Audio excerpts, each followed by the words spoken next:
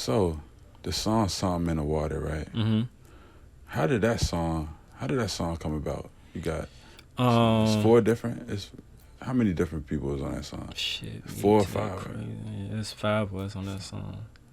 Yeah, 5 was on that So song. who came up with that concept and like who put that together? I had like the producer Zell to Trill be sending me beats and shit. And for real, the song supposed to be just me and Beach Boy Tay. And the way I had it, it was supposed to be like I do my verse, and the last word that I ended off on, Beach Boy Tay supposed to pick up on. But the song was so short after he finished his verse, I'm like, boy, I'm gonna throw crazy up here. He was like, bet. I'm like, you know what? I might as well goddamn it. I'm like, boy, you from the beach, crazy from North. I might as well fuck with every city. You feel what I'm saying? Mm-hmm. So I went and got New Regine. New Regine represent Chesapeake. Right? Yeah, Chesapeake. Big Money Period, like the Newport News, Hampton area type shit. And I was gonna fuck with Yacht, but Yacht was locked up at the time. He was gonna represent Suffolk. Oh man. Yeah. Damn. Yeah, and Flame Blazing was locked up at the time. I was gonna throw him up there, but he, you know what I'm saying. But the shit turned out and did what it did though. I ain't expect the shit to go up the way it did, bro. Yeah, that shit but that goes to show like it takes. You know what I mean? Unity out people here, coming bro. Together. Yeah, for like to really go big. You can't do this shit by yourself the way we is. Like I said, we don't got no marketing out here, so it's gonna take for somebody to bring that shit together. But it's just like everybody. I ain't gonna say everybody, but niggas just behind that ego and pride problem. Ain't nobody really gonna do no shit like that, man. It'll take for somebody like me that fuck with everybody to do that shit. To do that, yeah. Niggas will be like, I don't know them niggas. I ain't gonna get in a song. Like, bro, it's a song. But you don't necessarily gotta know them. You know what I'm saying? Like, you can meet them, see if you vibe with them, y'all do a song. But it's the effort. Yeah, people gotta make the effort to get to the next level. Mm-hmm. That's all it's about.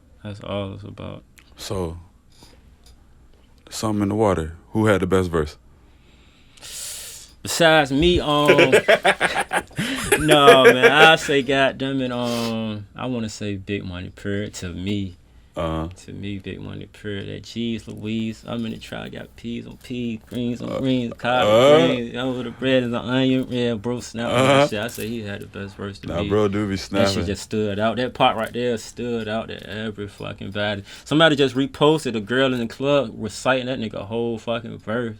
And matter of fact, I think he posted a kid reciting his whole verse, bro.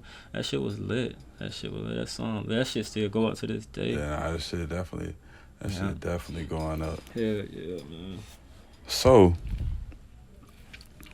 you did a lot of songs with like artists around here and stuff. What's some of the artists in the industry that you want to fuck with? And me personally, I feel like you would sound good with like some Detroit artist or something like that. You know, like maybe like an I Swear or something like that. But who do you think? I don't know. I ain't too big on. I mean, at this point, I did features. Like I paid for features back in the day, well, a few features. But like at this point, bro, if it ain't genuine, I really don't be caring. Like I don't even be looking at artists the same way that I did back in the day, because I see how much of a business this shit is. So it's like it ain't cracked up as what it seemed to be, bro. So what you feel like niggas will do the feature and like not follow you or not repost all it. Of that, bro. See, I didn't heard some shit like a nigga paid somebody for the feature, paid them to be in the video, right? And they ain't even posted. Right. It's like, bro, like you gotta come back to Virginia and shit too. You know what I'm saying? Hey, bro, I done paid a nigga for a feature, paid for the video, and paid the nigga to post this shit, bro. And they ain't posted. No, they posted this shit, but they just saying like. It's a me business. Paying you for a feature and a video won't enough, so I gotta pay you again to post this shit. It's like that's how like business strategy this shit is, bro. It's like strategic as hell. These niggas don't want nothing but the bread, fuck the friendship, all that. That's why now it's like niggas be hitting me up, even niggas in the industry though. When you finish off with what's your budget and all that, it ain't genuine. I'll ignore all that shit. Like, bro, like you hitting me up about how hot my music is, but you ending the conversation like how much you got or what you willing to pay for. Like, see, that's I corny. should ignore that shit, bro. Like that's that shit corny. is not where it's at, my nigga. If you really fought with a nigga music, you just gonna do it. Yeah, bro. You just gonna do it. Honestly, the only person in the industry that really was genuine with me, and now a lot of people don't know this, bro, was Coach K, bro. And this was fucking back before. No, this was right when he signed the Migos.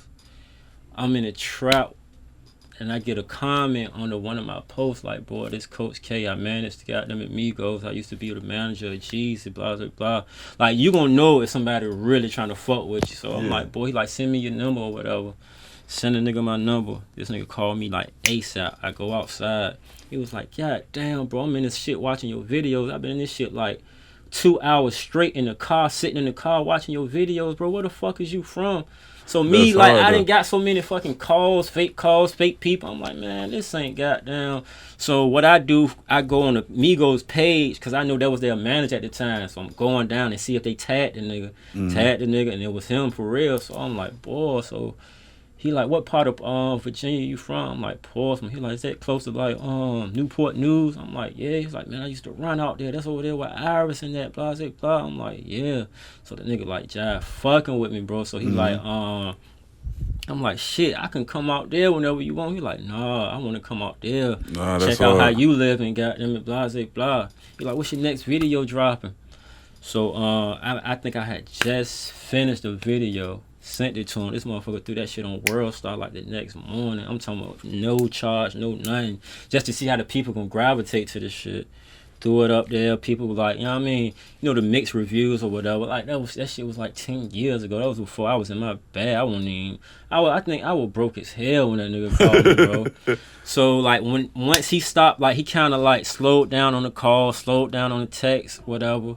So the last text he really sent, I ain't gonna say the last, because I was like conversing with him after that, but he was like, "Man, just keep doing your thing. You gonna goddamn it be all right." But I can tell that he won't really gravitate. But when I'm looking, I see that the other P was locked up, and he was really the one like picking the artists and shit. So like, Controlling shit. yeah. So Coach K really was just like, I don't know if he was like the one. I don't know, but I don't know what the situation was. But I see that was picking more so Atlanta artists. I wasn't really dealing with artists outside of goddamn Atlanta.